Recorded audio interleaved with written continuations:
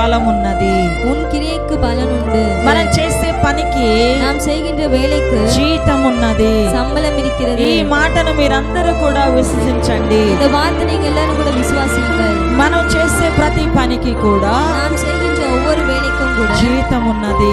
சம்பளம் இருக்கிறது. కాబట్టి దేవుని యొక్క సన్నిధానంలో ஆகிய தேவனுடைய சமூகத்திலே ప్రియమైన వారలారా, பிரியமானவர்களே, దేవుడు మనతో మాట్లాడుతూ ఉన్నాడు. தேவன் நம்மோடு பேசிக் கொண்டிருக்கிறார். దేవుడు మనతో చెప్తున్న మాట ఏంటంటే, தேவன் நம்மோடு சொல்கிற வார்த்தை என்ன? నీ క్రియ సఫలమై. உன்னுடைய கிரியை வாய்த்து ఎంత చక్కగా ఈ మాట చెప్తున్నాడంటే, எவ்வளவு நன்றாக இந்த வார்த்தையை சொல்கிறார் என்றால், ఎందుకు ఏడుస్తున్నావు? எதற்காக அழுகிறார்? కన్నీళ్లు విడిచడం మాను. நீ కన్నీர் విడియ నిறுத்து. నీ క్రియ సఫలమవుతుంది. உன்னுடைய கிரியைக்கு பலன் இருக்கு. నీ క్రియకు సమాధానం ఉన్నది. உன்னுடைய கிரியைக்கு சமாதானம் నీ இருக்கிறது. కన్నీరుకు సమాధానం ఉన్నది. உன்னுடைய கண்ணீருக்கு சமாதானம் నీ இருக்கிறது. ప్రార్థనకు సమాధానం ఉన్నది. உன்னுடைய ஜெபத்திற்கு சமாதானம் నీ உள்ளது. కోరిక నిశ్చయముగా నెరవేర్చబడుతూ ఉన్నది. நீ விரும்பின